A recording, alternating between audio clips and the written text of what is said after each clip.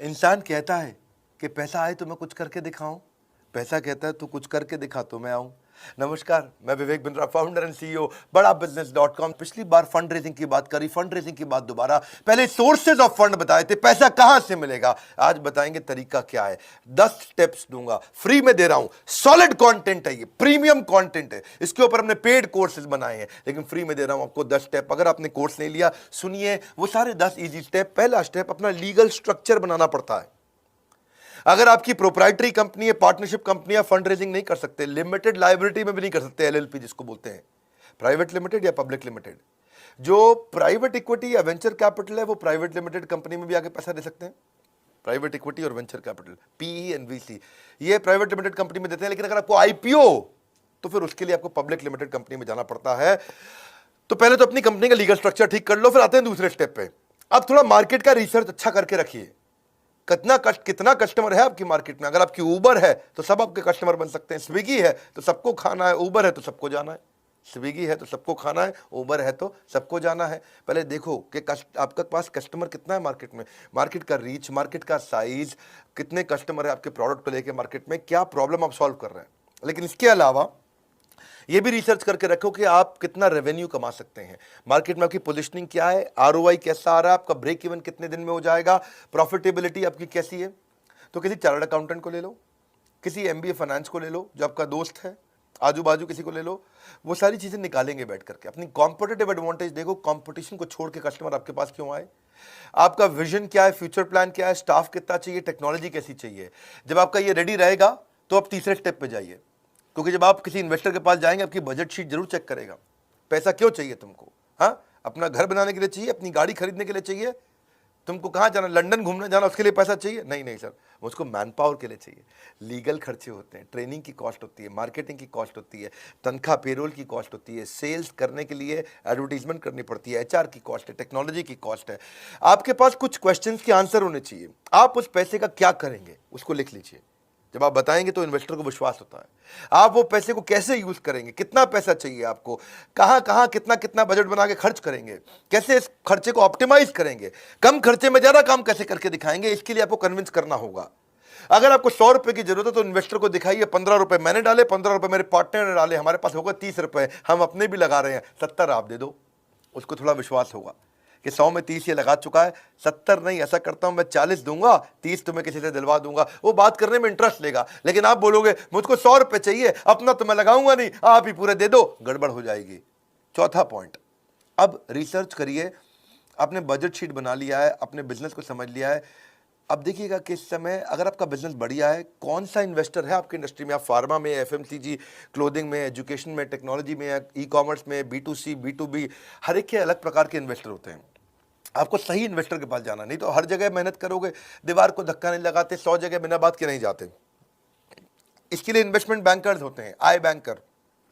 इसकी एक पूरी लिस्ट है, हमने अपने फंड रेजिंग कोर्स में भी दिया है, एवरीथिंग अबाउट एंटरप्रेन्योरशिप में भी दिया है, कौन कौन इन्वेस्टमेंट बैंकर है मार्केट में, कौन से इन्वेस्टमेंट के लिए, कौन से फंड के लिए कौन सा इन्वेस्टमेंट बैंकर काम आएगा आपको। इन्वेस्टमेंट बैंकर कौन होता है, 2% 3% कमीशन लेता है बीच में।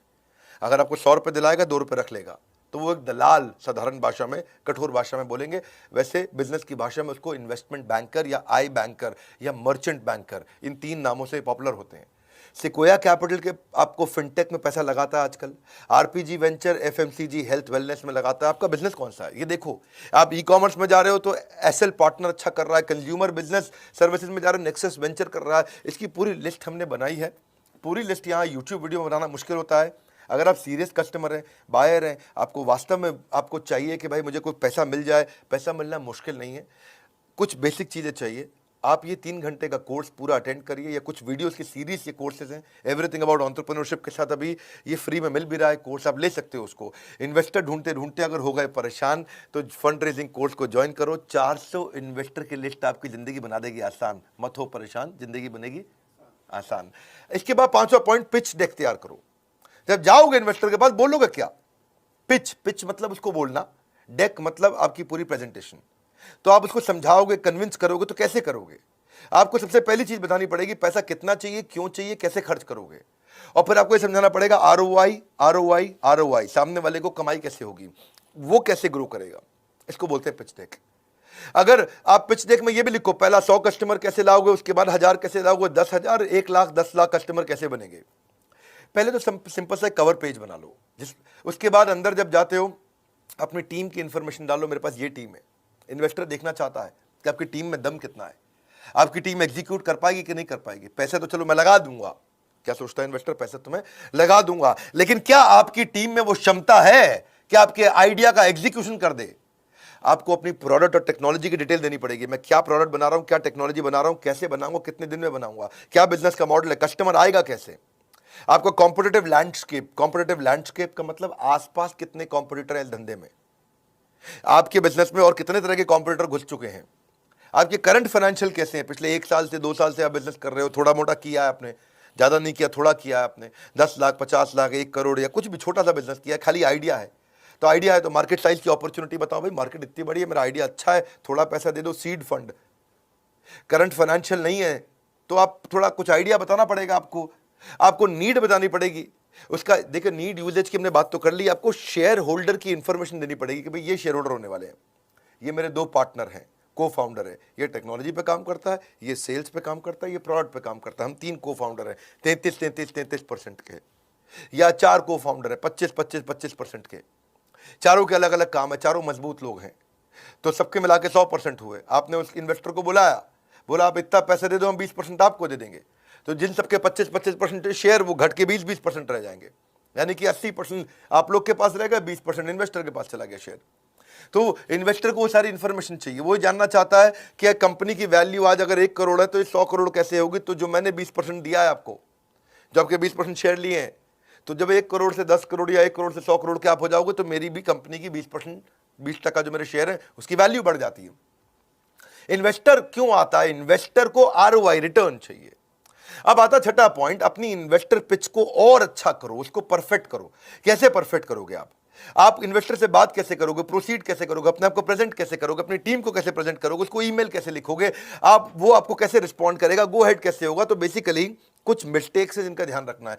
पहले कभी ये मत बोलिए मेरा कोई कंपटीशन ही नहीं है।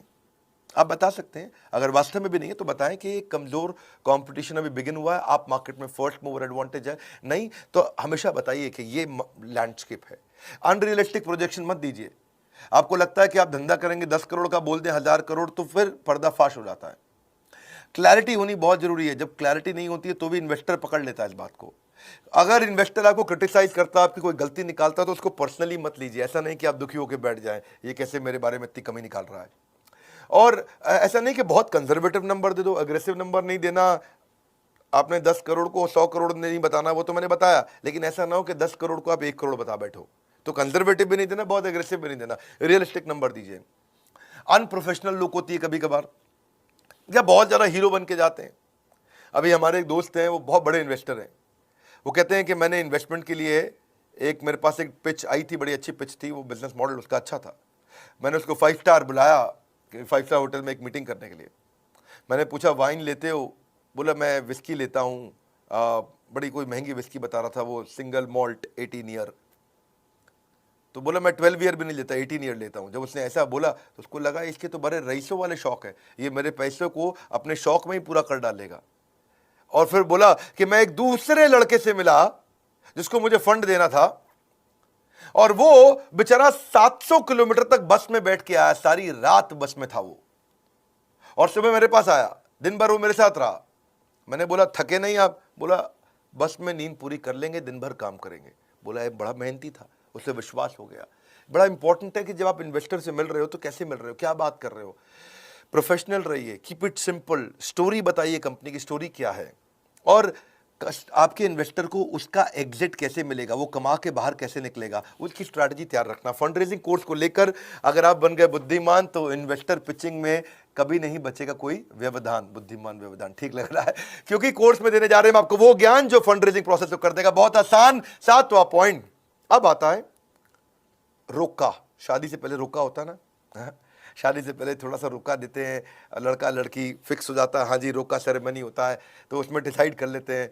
तो ऐसे ही फंड रेजिंग का रुका क्या होता है, फंड रेजिंग के रुका में डिसाइड करते हैं कि कितना पैसा मैं लगा सकता हूँ, कब तक दूंगा मैं, निवेशक कितने शेयर ले लेगा आपसे, जो भी इन्वेस्टर आ रहा है उसे कितना % शेयर चाहिए, दोनों पार्टियों के अधिकार क्या होंगे, तो जो इन्वेस्टर इन्वेस्टी दोनों के बीच में क्या अधिकार होंगे, तो वो सब चीज़ें तय हो जाती हैं। और उसके बाद आता है 8वां स्टेप। अब इन्वेस्टर डिटेल में ड्यू डिलिजेंस करता है। ड्यू डिलिजेंस का मतलब आपकी जांच पड़ताल करता है। आपने जो जो क्लेम किए, मैं ऐसा कर दूंगा, अब तक ऐसा किया, वो सारे वो वेरीफाई करेगा। इसको बोलते हैं, इस इंडस्ट्री में बोला जाता है ट्रस्ट बट वेरीफाई। क्या मतलब है? वो आपकी सारी बातें विश्वास करेगा लेकिन वेरीफाई भी करेगा। आप बोलोगे मैं आज 10 करोड़ रुपए का काम कर रहा हूं, तो आप पे विश्वास करेगा लेकिन वेरीफाई भी करेगा। ऐसा नहीं बोलेगा मैं नहीं मानता तुम कर रहे होगे, वो विश्वास करेगा, बहुत अच्छी बात है, 10 करोड़ दैट्स वेरी गुड, लेकिन बाद में आके आपके पेपर्स चेक करेगा, वेरीफाई करेगा। ट्रस्ट बट वेरीफाई, इसके लिए किया जाता है ड्यू डिलिजेंस, तो जांच पड़ताल साधारण भाषा में। वो आके आपके बिजनेस के प्रोसेस को समझेगा, आपके बिजनेस के मॉडल को इवैल्यूएट करेगा, आपके साथ में बाइंडिंग अग्रीमेंट डिसाइड करेगा, आपके फाइनेंस को चेक करेगा, आपकी बैलेंस शीट देखेगा, आपका प्रॉफिट एंड लॉस स्टेटमेंट देखेगा, कैश फ्लो स्टेटमेंट देखेगा, कंपनी में कहीं कोई कर्जा तो नहीं चल रहा, पहले से कोई लोन तो नहीं चल रहा, आज रेवेन्यू कैसे हैं, पिछले 3 साल में कितने बड़े, उसको बोलते हैं CAGR, compounded annual growth rate. भाई 3 साल पहले आप 1 करोड़ पे थे, पिछले साल आप 10 करोड़ पे थे, इस साल आप 30 करोड़ पे जा रहे हो, तो उसको लगेगा अरे ग्रो कर रही है, लगातार ग्रो कर रही है, तो उससे उसको विश्वास आ जाएगा। इसको बोलते हैं ड्यू डिलिजेंस, जांच पड़ताल। पिछले साल की ग्रोथ की रेशियोज आके निकालेगा आपके साथ, आपके मार्जिन चेक करेगा कि फाइनली बचता कितना है। ऐसा तो नहीं कच्चे पक्के का धंधा कर रहा है, पैसा निकाल के कच्चा जेब में रख लेता है, कैश का काम कर रहा है। आपकी इन्वेंट्री घूमती कितनी जल्दी है, कौन सी इन्वेंट्री वेस्ट हो जाती है, डेट टू इक्विटी रेशियो कितना है, कर्जे का बहुत ज़्यादा भार तो नहीं है, करंट रेशियोज कैसी हैं, कई रेशियोज होती हैं। तो आप अपने फाइनेंशियल्स को किसी चार्टर्ड अकाउंटेंट के साथ ठीक कर लीजिएगा ड्यू डिलिजेंस से पहले। अपने कोई ऑडिटर बाहर का लेके अपनी ऑडिट करा लीजिए। ये सब चीज़ें हम सिखाएंगे आपको।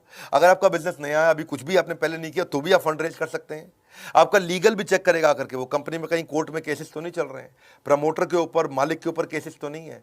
आप रजिस्ट्रार ऑफ कंपनी से भी चीज़ें चेक करेगा, बैंक के रिलेशनशिप चेक करेगा, बैंक से भी चेक करेगा कि कहीं आपके चेक डिसऑनर तो नहीं हो जाते हैं, चेक आपके बाउंस तो नहीं हो जाते हैं। वो चेक करेगा आप कितने ईमानदार हो, और कई बार उसकी आपकी पर्सनल प्रमोटर की भी वो जाके चेकिंग करेगा कि भाई ऐसे तो नहीं है ये पैसा लेके लड़कीबाजी करता हो, घूमता हो, बहुत शराब पीता हो और घूमने जाता हो, चला गया भैया बैंकॉक मसाज कराने जा रहा है, क्यों, इन्वेस्टर से पैसा ले लिया, सैंडविच मसाज, ये सब फालतू काम कर रहा है कि वास्तव में जिम्मेदार है। सुबह कितने बजे दफ्तर जाता है, आपको बताए बिना आपके बारे में चेक कर लेगा। रात को दफ्तर से कितने बजे निकलता है, आपको बताए बिना चेक कर लेगा। छुट्टी कितनी मारते हो, तो ये ड्यू डिलिजेंस बोलते हैं, इसको बोलते हैं जांच पड़ताल, ट्रस्ट बट वेरीफाई। अब आता है 9वां, ड्यू डिलिजेंस कर लिया, टर्म शीट बन चुका है, रोका हो चुका है, शादी का टाइम आ गया है। शादी के टाइम यानी कि शेयर होल्डर अग्रीमेंट। अब शेयर होल्डर अग्रीमेंट बन जाएंगे। शेयर होल्डर अग्रीमेंट में किसके क्या अधिकार हैं, कौन किसके लिए जिम्मेदार है, उसमें सब लिखा जाता है। ये बहुत लंबा होता है। टर्म शीट जो होती है वो 1-2 पेज की होती है, 4 पेज की होगी, लेकिन शेयर होल्डर अग्रीमेंट 250-250, 300, 500 पेज का भी हो सकता है। ये वो डॉक्यूमेंट है जिसमें सारे रिलेशनशिप आपके लिखे होंगे। ये 200-300, 400 पेज के अंदर आपके right, duty, share holder agreement, jurisdiction, arbitration, event of default, अगर डिफॉल्ट हो गया तो क्या करेगा, कितने शेयर ले रहे हैं, किस प्राइस पे ले रहे हैं, कंपनी में कितनी स्टेक बन रही है, वो सब चीजें शेयर सब्सक्रिप्शन अग्रीमेंट में आ जाएगा। तो 2 तरह के होते हैं, एक होता है शेयर होल्डर अग्रीमेंट, एक होता है शेयर सब्सक्रिप्शन अग्रीमेंट। अगर आपको इसकी समझ नहीं, चिंता मत करिए, आप आइए बोर्ड लाइन नंबर पर फोन करिए। फंड रेज करना मुश्किल नहीं है, सैकड़ों हजारों कंपनीज कर रही हैं। अग्रीमेंट इस बनाने के तरीके क्या है वो सब सिखाए हमने आपको।